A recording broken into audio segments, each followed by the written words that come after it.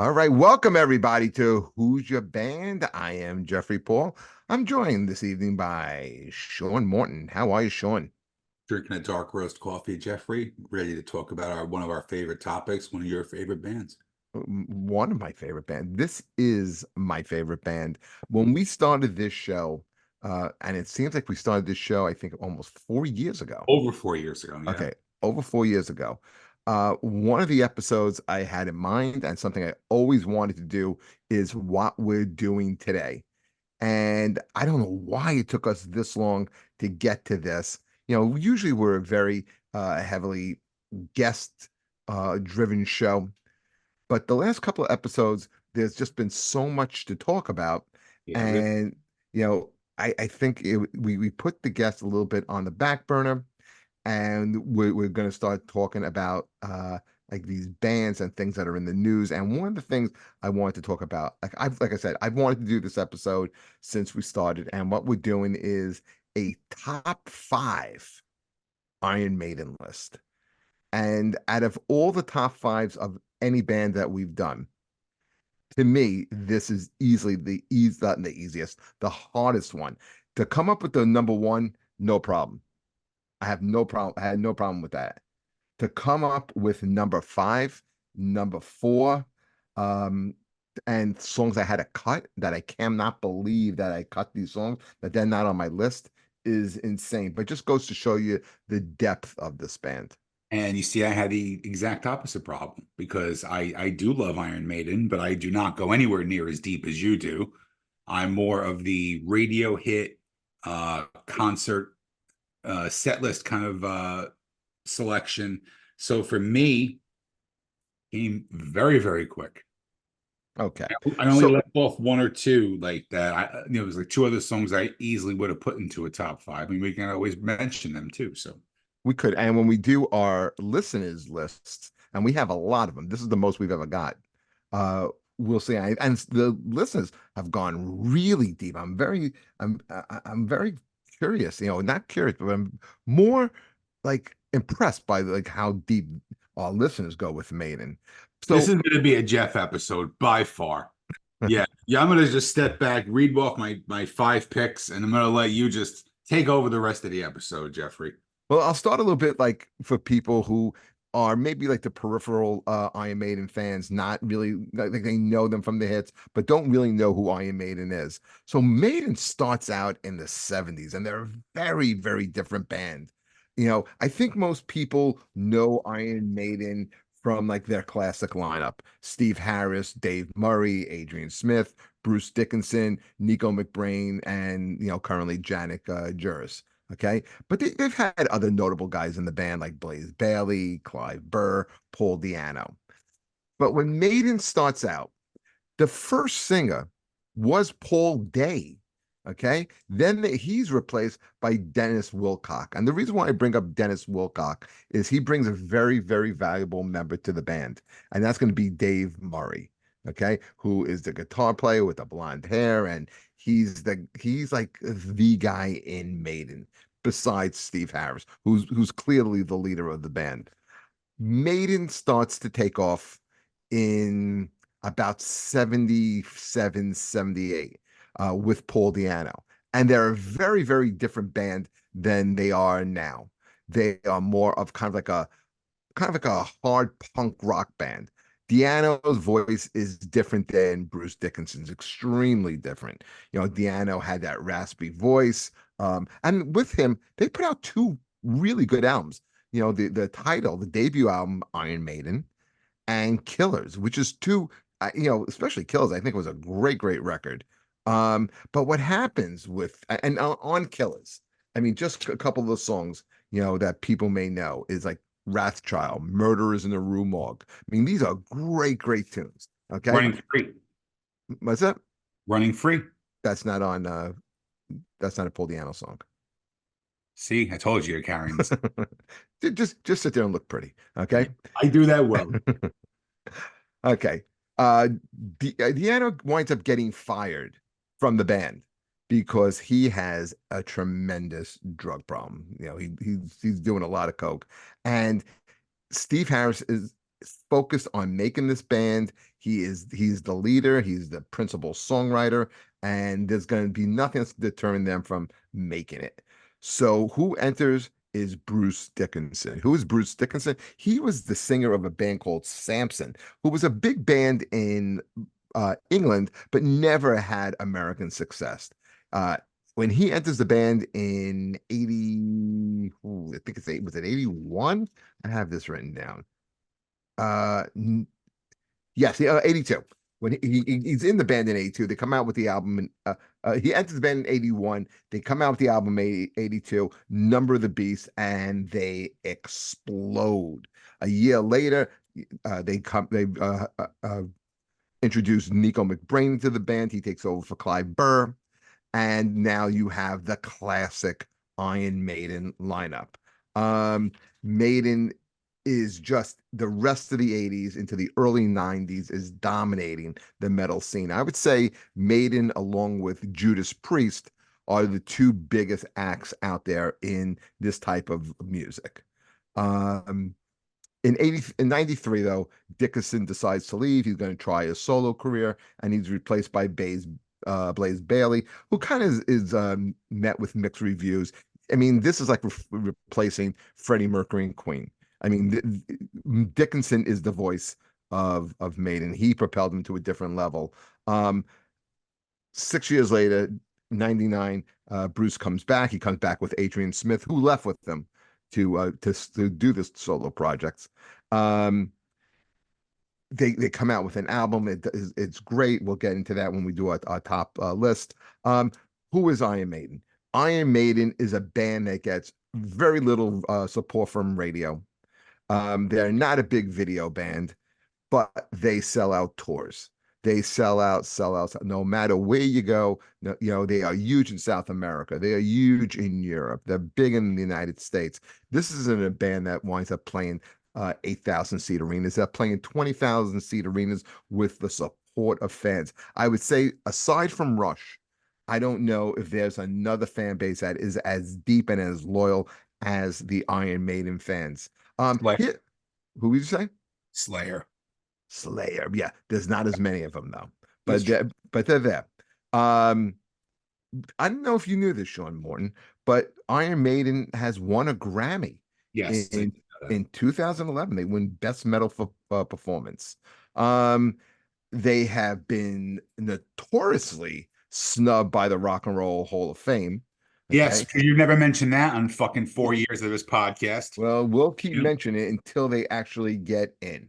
Okay. I agree, though. I do agree they absolutely should be in. And I'm glad you mentioned Judas Priest, because I would be honest and say that if you had to pick your Mount Rushmore of heavy metal, I think it's a very, very easy Mount Rushmore to pick. You go Sabbath, Metallica, Priest, and Maiden. And I think that's a perfect Mount Rushmore for heavy metal. Name it again. Sabbath, Metallica, Priest, Priest. and Maiden. 3 of those bands played at Power Trip. See? Yep. I was gonna say that's pretty good. So if you were a metal fan, that's who you want to say. And they almost had Sabbath with Ozzy, who was supposed to play it. I didn't know that. Yes, who backed out, and that's how Priest got the spot. All right. So let's start with our top 5. We'll alternate like we usually do, and then we'll go to the listeners' lists. Okay. And Sean, I'll let you kick things off. So again, I told you before, like I am a fan. I'm a casual fan. I really didn't go too deep into Maiden until I was probably in like my early 20s, maybe. I knew the radio hits from, having like the stations like Z-Rock in this area that were or 89.5, which were the great metal stations around here. I remember Z-Rock. Z-Rock 14, it was 1480 AM. It was a good channel. It's a good channel. But I think with number 5, I tend to go with the more melodic stuff of Maiden. So my number 5 is Can I Play with Madness? That's not a bad one. Can I Play with Madness? See, that's the thing about Maiden too, and that I should have said at the opening of the show. And I actually want you to do this. I want you to, because I'm not going to go too deep on the songs. I want you to dissect my picks. Can I Play with Madness is kind of like their pop that version of a pop song. Yes. One thing with Maiden and AC/DC, you know what you're getting, and you're not getting a ballad. Okay. Um, with what makes Maiden different than AC/DC is that you may wind up getting, a 14-minute soliloquy or instrumental, like, Rhyme of the Ancient Mariner. Okay. But Can I Play with Madness didn't make my top five, probably wouldn't make my top 20. Okay. But it is a song that they would do in concert. For me, number five. See, what I wanted to do here, I looked at the 3 decades that Iron Maiden basically dominated: the 80s, the 90s, and the early 2000s.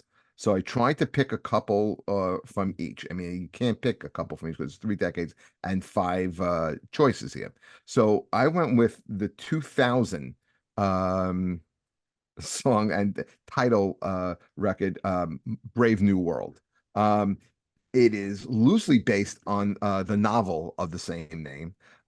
It has one of those big sing-along choruses in concert. I mean, it's a great, great concert song. It has that trademark Iron Maiden gallop, but now it's 2000 and it's really perfected. Uh, I think it's a very, very underrated song. And I had it between this and Wicker Man, which was on the same album, but I Yeah. I wound up going with Brave New World only because of that chorus. That chorus is great, and you even when you're listening to the recorded version of it, you could picture in your mind the whole crowd with the ohs. That is really, really good. Wicker And Man was my honorable mention, by the way. it's a great song. I absolutely love that song. For every pick except for my number one. And I could have either flip-flopped my two and three, and everything else I could have picked something else. So what would you say is your number four? That's very interesting that you said that because I can easily flip flop my two and three as well. I don't Hmm. have a preference of those two, so I I wouldn't be surprised if we overlap once we get we higher in the list. may.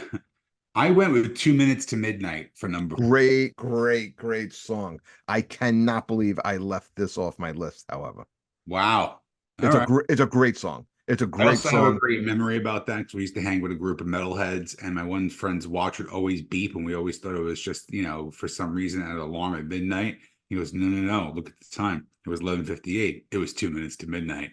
There And that's you the alarm go. was set to. Always in memory. You've seen Maiden in concert, right? Yes, a couple Yeah. times. Yeah, it's a great song. It's a great, great concert song. It has, again, I think one of the common themes, like with Iron Maiden, is their bass player. He's Steve that Harris is one of the greatest bass players of all time. exactly, Yeah. and is a signature bass player. Like Yeah. when you hear the music, you know who it is. They don't sound like anybody else. At least in my opinion, they don't sound like anybody else. And Steve Harris's playing doesn't sound like anybody else. And in 2 minutes to midnight, when you start to get to that crescendo and it builds and then pops out again, oh my God, it's such a good song.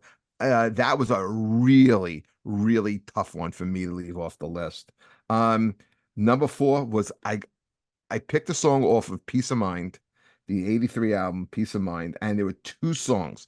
There were two songs I was going with. The song I did not pick was Flight of Icarus, which is a great song. It was probably one of the first big Iron Maiden songs that really got me. When I remember when the album came out, that was the single, and I just fell in love. I must have played it over and over again on my tape deck. But the song I wound up going to, because I think it's the most underrated great Maiden song, is Revelations. Solid pick. It's again another great concert song, you know, especially that beginning, that dun dun dun dun. It's just like when you're at the show, it is the I gotta say, listen, I've seen thousands of shows, thousands. And probably in my top five was right before the pandemic, Legacy of the Beast tour. Didn't go to Uh, the oh my God, the set list was phenomenal. They're really still at the top of their game, and they did Revelations, and it was just like shit, man. How do people listen to this and not put them in the Rock and Roll Hall of Fame? It's a great song. It's not a song that's talked about a lot because It's true. there's another big hit off of that same album, which was The Trooper, and there's a lot. Which is my number three, Jeffrey. Go into it then. Go ahead. Let's talk I just about it. think the melody of the Trooper is just I've hurt a lot of eardrums trying to sing that chorus. My voice does not go that high. I'm more of a low singer when I was singing in my band, and every time I tried to go high, little Peter Brady action happens. So, but yeah, it's just that's just an anthemic song. When you if you had to take like one or two Maiden songs and put them on like a history of heavy metal, I think that's one of the ones that you put on that list. It's It's a a classic song. it's a very, very recognizable Maiden song. Here's the interesting thing about The Trooper. Do you know what the B-side was? No, The B-side was a phenomenal cover of Jethro Tull's Cross-Eyed Mary. couldn't tell you. Hey, Jethro Tull. Well, I love Jethro Tull, and Cross-Eyed Mary is one of the best songs they came up with. And what Maiden would do is every Christmas they would put out a picture disc, and it would be some type of either cover or some type of rarity, and that was the year that was the Trooper B-side, but that was the special gift, the Trooper picture disc. And I remember having that, like, oh my God, back in, as they would say, the day. My number three could have easily been my number two. I just put it down a little bit. I just dropped it a second here to number three is off of Seventh Son of a Seventh Son, The Evil That Men Do, taken from Hmm. the Shakespeare. It's in Julius Caesar, in Shakespeare's Julius Caesar. That is a prominent line. And the thing about Maiden will always throw some type of history in there. There's a message, there's a story, and when you hear The Evil That Men Do, it's a great song. It's fantastic live song. I love it. I mean, my top three are songs I could not leave off the list. Like I said, the top three were easy for me. The order was a little bit difficult between two and three, but just that this dropped one notch below The Evil That Men Do. Phenomenal song. Again, I said my two and three can be flip flop, but number one is a solid lock for me. Who's your number two? My number two, another anthemic. That's my word of the night, by the way. And I don't have this There calendar. are a lot of anthems with this band. But they really are because they did have, without getting MTV support, they did get like, heavy metal radio support and word of mouth and tape trading and magazines and all this shit because they were huge all over the place. But you'll hear them on Sirius XM. You'll hear them like on Ozzy's Boneyard. You may hear them on Hair Nation, but in terrestrial FM radio, when did you really hear Maiden? There were maybe two songs that I remember. Yeah, well, yeah, Trooper was one of them. right. And this one might be the other one when I'm going with Run to the Hills. That's the other one. Yeah, Yep. so I'm going with that just because besides Phil Collins in the air tonight, that drum fill in the friggin' chorus has almost made me crash my car 37 times playing air drums to that. It's the best part of the whole song by far. But again, it's one of those ones where I think that everybody, if you told them you had to name a Maiden song, and this might be the only one they would recognize if it's a casual person. Okay, it's all for the best Maiden album. Okay, which is Number of the Beast, Yes, right? Um, for me, again, wouldn't make. I don't know if it makes my top 20. it's fine. This is a Jeff show. This is a gift to you. Because to me, Run to the Hills is probably the most commercial. Not that they're trying to be commercial, but most commercially recognized song. Yeah, absolutely. Yeah. But for me, number two was the title track, Fear of the Dark. That almost made my list too. Yeah, written by Steve Harris. And here's the thing. It's very, very simple. He really was Afraid of the Dark. He talks about it in the song. He talks about the paranoid ideas that people get, like being watched. Like one of the lyrics is, "I have a phobia that someone's always there." Um, it's great. I don't know if you ever seen them perform it. What Dickinson's been doing lately, it's very, very theatrical. It's almost very Phantom of the Opera like. And he comes out, in the overcoat and fog, and he's wearing a hat. He almost looks like Mr. Hyde, and he's holding the light, and he's singing this, and it's so good. And again, like Maiden, things start off slow and then they build up to this great crescendo. And then it has, again, every element of a Maiden song. The gallop is such trademark. Great, great song. Freaking love it. Fear Dog, you know, off of a little bit of a later album for them. That came out in '88. But yeah, love it. What's your number one? Any ideas? I think I do. If I'm thinking what I think it is with you, can I take a guess? Sure. I think with you, it's either going to be one or two songs, but I think I'm going to go with Number of the Beast. Nope. Go ahead. I could tell you the album if that would help you. Sure. You might get it right away. Go Somewhere in ahead. Ooh, Wasted Years. 100%. Not only is this my favorite Maiden song, Jeff, I swear to Christ, if you had to give me a blank CD and put it into my computer and I had to say I have to pick 20 songs that I can only listen to for the rest of my life, Wasted Years is without a doubt on that CD. Really? How come? It's one of those songs that just brings back a lot of memories, again, of listening to radio. And again, for me, I was probably like 11, 12, 13 listening to this. So that period of time was very influential for me for music, and listening to like that 1480 or 89.5. This is one of those songs that constantly came on. And for me, I always associated Maiden with this song. It is a great song. Again, I don't know if it makes my top 20.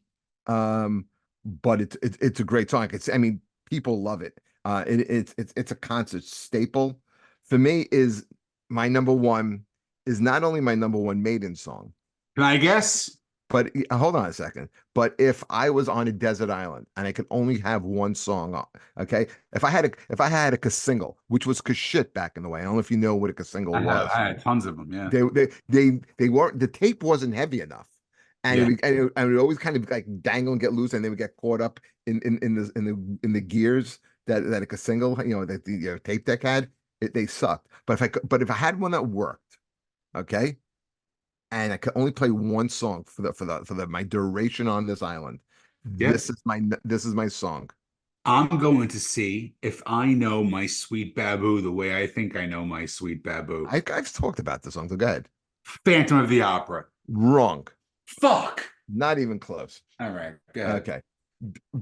It's okay. So this song um is considered maybe the best, or at least one of the best all-time heavy metal songs.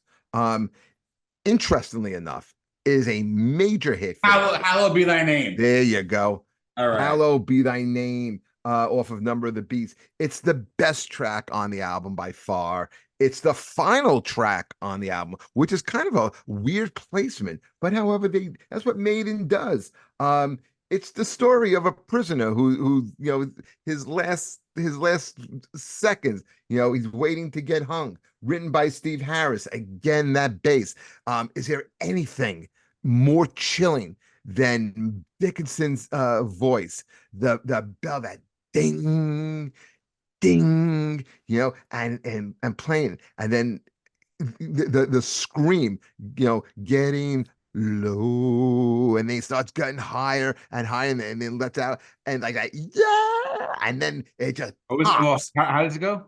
yeah, okay, and then it just pops. And you can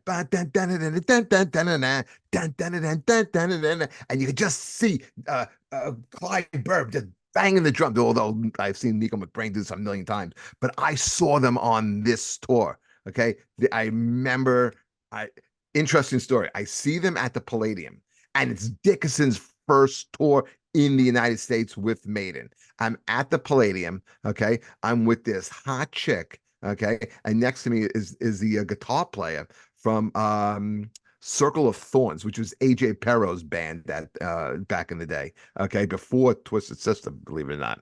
Okay, um, some guy in the upper deck throws an M80 down on down to the lower deck, lands on the soundboard and knocks out a channel, and the concert's delayed. Bruce Dickinson comes. This no one in America, no one in New York has seen him yet. Okay, perform with Maiden. He comes out on stage, tells the crowd to stop doing it, find the guy and kill him. This is Bruce Dickinson's, hello to New York City first tour, okay, at the Palladium, and then they wind up putting out Peace of Mind, Power Slave, Somewhere in Time, and they wind up only playing like 20,000 seat arenas and selling shows out. But yeah, I mean that is my top five songs. Like I said, songs that we didn't even discuss, which was to me that was very hard to leave off was 2 minutes to midnight. That was one omission, and the other one, I think, if I had to go with a sixth, I mean, how the fuck do we not put on Aces High? See, I'm not huge enough of a Maiden fan to even identify that song. Oh, it's so good. It's so good. It's what they opened up their tours with, and it's the song that opens up with Churchill's speech. And then again that dun dun dun dun dun dun dun dun, and then dun, dun, dun, dun, dun, dun, dun, dun, dun, dun, and then they come out, they come running out, and then Dickinson's up on the levers, and it just starts off, it has the plane going, and we've been doing this now for 27 minutes. And how do we fail to even mention Eddie? Eddie in all this. My dog's name is Eddie. You actually show when you talk about Iron Maiden that you really are mildly on the spectrum. Like you get really way too excited as a straight heterosexual male talking about a band. I'm just throwing it out there. I mean, it's kind of like what little Fagel talk about like Boy George and shit. You know what I Well, mean? listen, I'll take that as a compliment, and here's the reason why. Okay, Maiden is my favorite band. Yes. Um, I think people sometimes, as they get older, have a hard time finding something to be really excited about. I can still put on an Iron Maiden album. I can still put on Peace of Mind. I can still put on Number of the Beast and still get excited about this music. Yeah, that there's certain bands that do that to you. I totally get this. Like System of a Down does that for me. Like it brings me back to seeing them in concert and realizing like how brutally amazing they were live in concert. So like that, I get that. I understand that. And the thing is, as comics, we're in our cars a lot. We're driving. Okay. There are certain songs like you're driving, and all of a sudden you have Ozzy's Boneyard on, or you're flipping through channels and you hear the beginning of Whom the Bell Tolls by Metallica. You're Hmm. turning off, you're like, this is a gift. The next 5 minutes of this ride is going to be great. Exactly. Right. That's the way I feel about, I would say, God, maybe 50 Maiden songs. And to come up with five of them, to me, this was like a really impossible task. But our listeners, they have mentioned a lot of the same things, and so we do have people who listen to this and are pretty loyal. So let me start with some of our guys here. So Roy Mackey, he writes, "Oh man, this is a tough one." So this one is a song I don't even really know. Uh, Passchendaele. Do you know this song? No. Fuck, I know. No. Okay. He picked Alexander the Great as number four, Aces High, number three, Hallow Be Thy Name, number two, and The Trooper, number one. Your boy, Johnny Benson, Yes. um, Tail Gunner, number one. It's a good song, underrated. The Evil That Men Do. Can I Play with Madness? That's another very good song. That's my number five. Can I play? Yeah, there you go. Yeah, Yes. you and Johnny Benson, Infinite Dream Time. What was your number one? Wasted Years. That's Johnny Benson's number one too. See, this is why me and Johnny get along as well as we do. Hey, this is why me and Johnny Benson get along. Um, Dave Neidl, who is, let me tell you something. He sent me a text talking about how much he liked the Hall of Fame episode that we did last week. Oh, yeah, it was a fun one. Yeah, I should send you that text. I'll show you a screenshot of it. He had some really nice things to say about the podcast. So this is what he writes. He writes, I've been waiting for this podcast. LOL. Okay, I don't know why that's funny, but it is. Number 5, Phantom of the Opera. Number 4, Rhyme of the Ancient Mariner. Great song, but a long music interlude. But it's a great song. The Trooper, Aces High, and Hallowed Be Thy Name. That's why he listens to the show. And I then know why Rhyme of the Ancient Mariner is a very special song to me. Why is that? Back in You the read day, the book? back in the day when bachelor parties were a really big thing, my best friend, Are they not big things anymore? well, we're old and we don't go to them anymore, so I don't really know. Okay.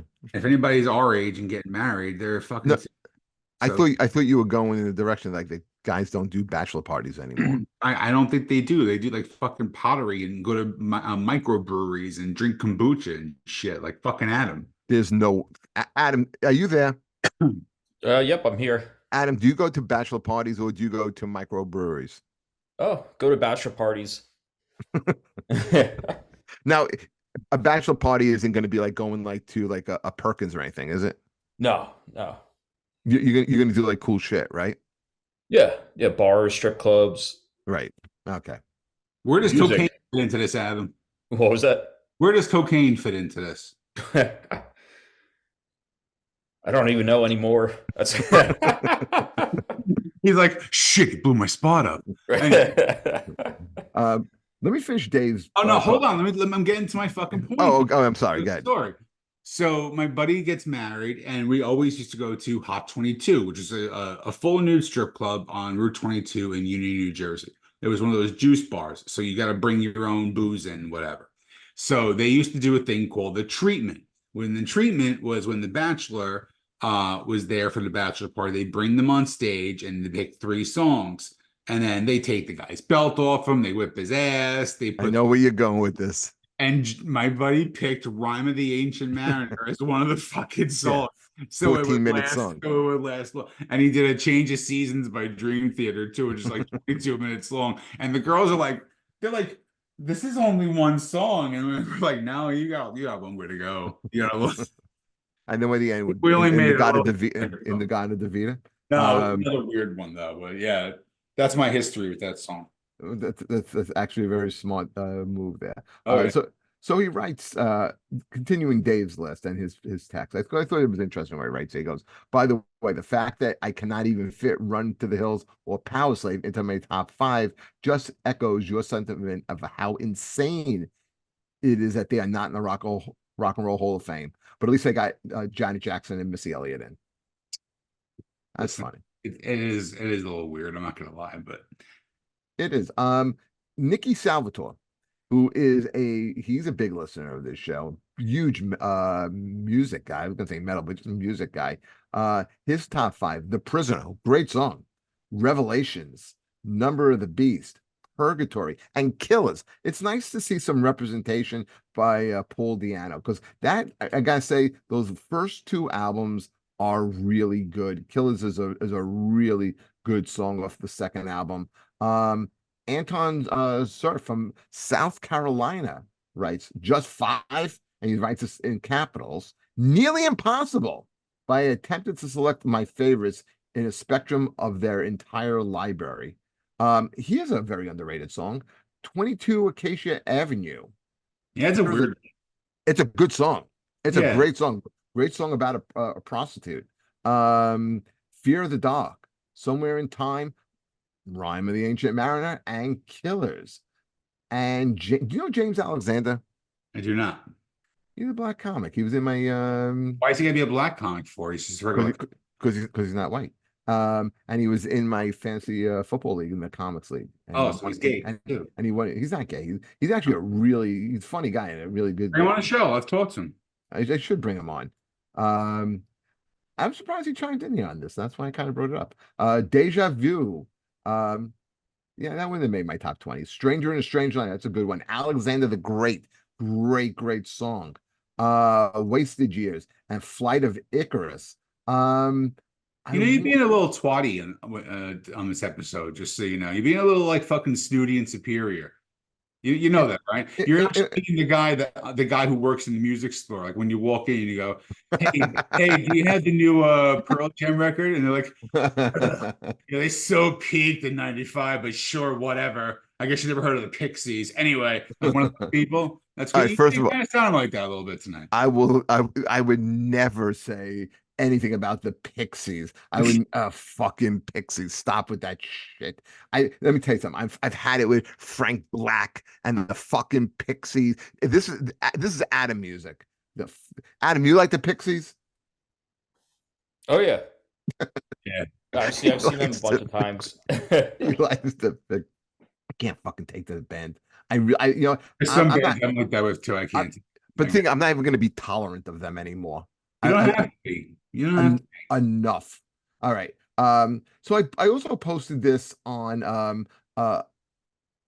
in a group on a Facebook group, and I got right now 56 respond. I'm not gonna read all 56, but I think Jesus some of Christ, but thank God. I'm tired. yeah, but I think we'll pick a few.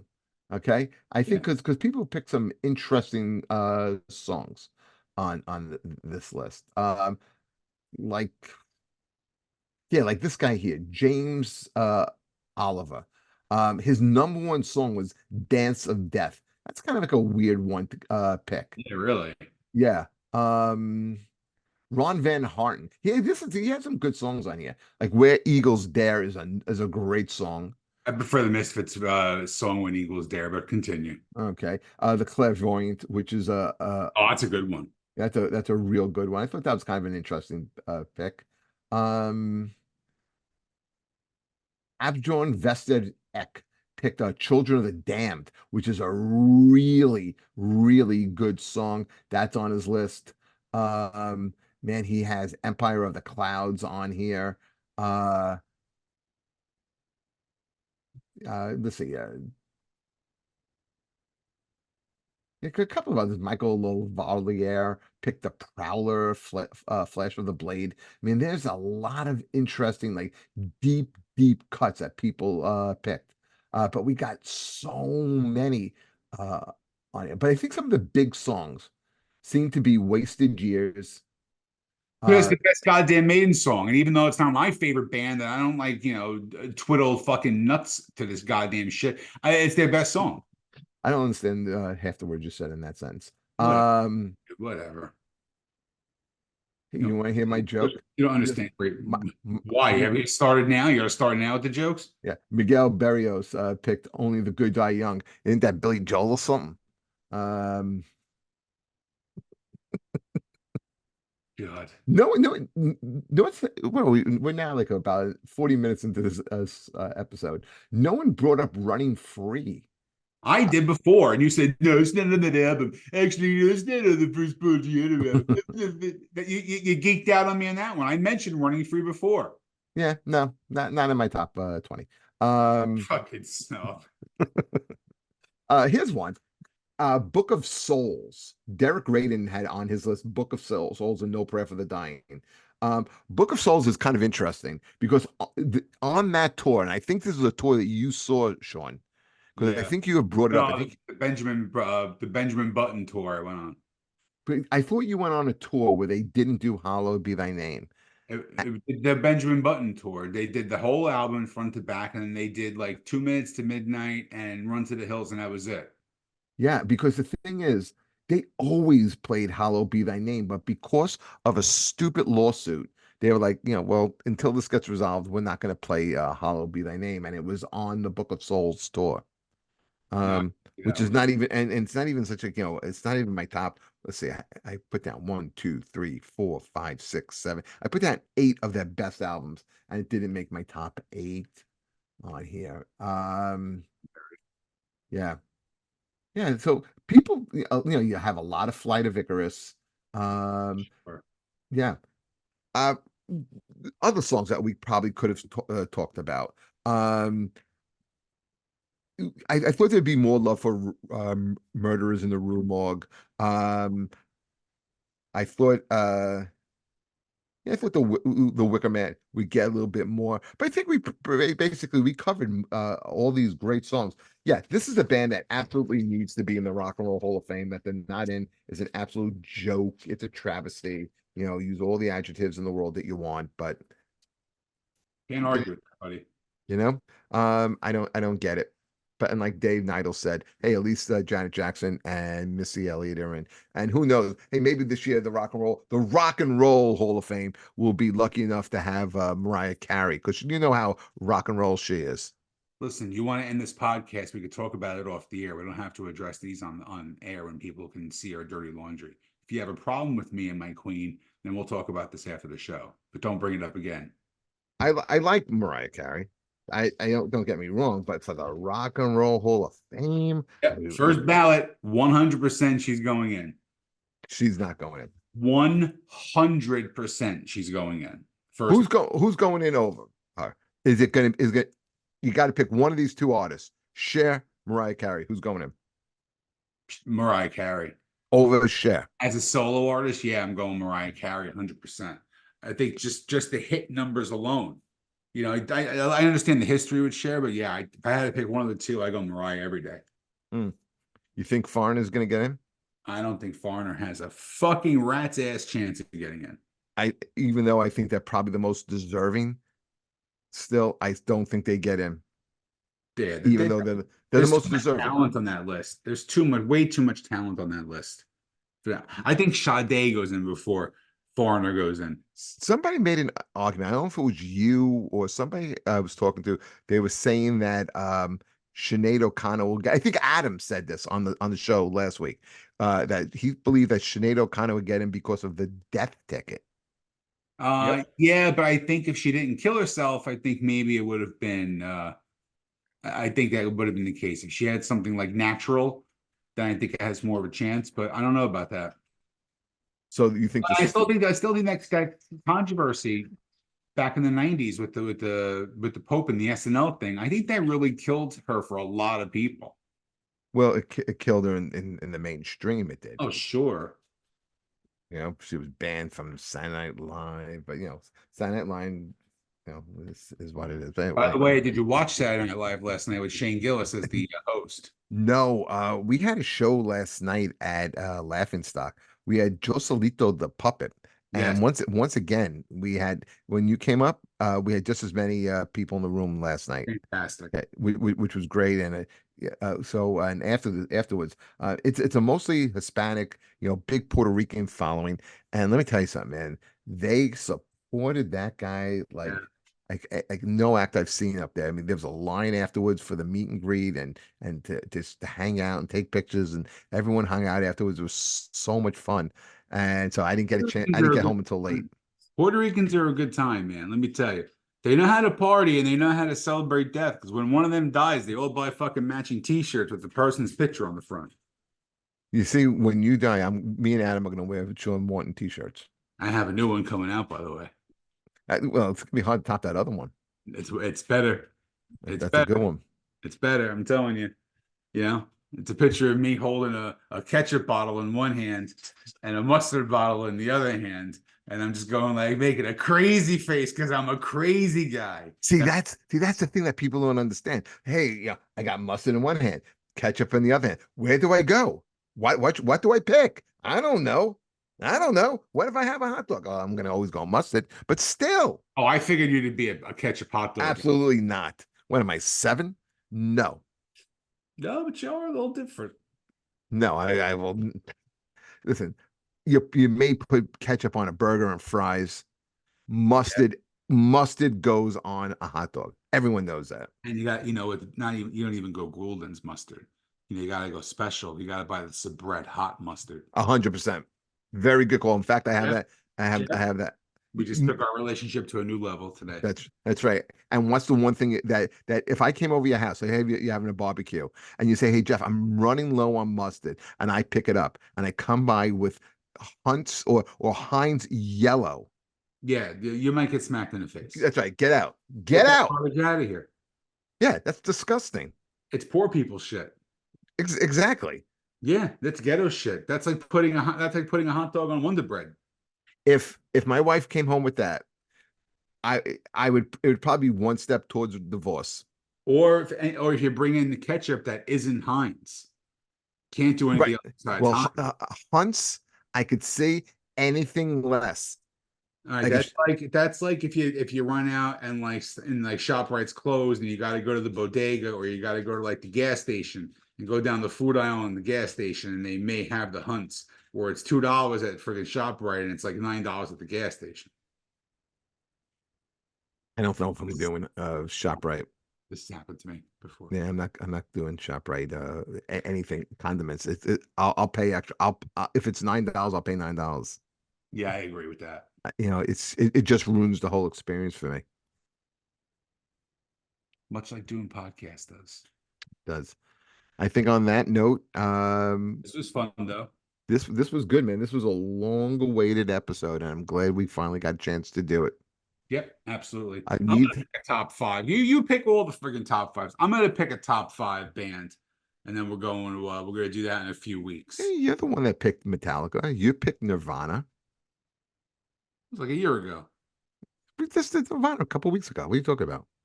It wasn't a couple weeks, so you had no sense of time. Adam, how long ago did we do Nirvana? It was like a month ago, or Yeah, exactly. Wow. Smoking too much pot. Yeah, how stoned are you? Oh, I'm pretty stoned. I've been stoned since Yeah. the show. Yeah. That's Come why I was on. glad this is a Jeff episode. Normally, I gotta carry this shit, but when it came to Maiden, Yeah, normally. autopilot. There you go. Go ahead, Jeffrey. This is all you. All right, guys. Thank you so much for listening. Once Yeah, again, it's fun. subscribe, follow us, keep posting. I love getting the text, but post. And we will catch you next time. Take care, everybody. Thank you, Adam. Later, guys. All right. So long, everyone.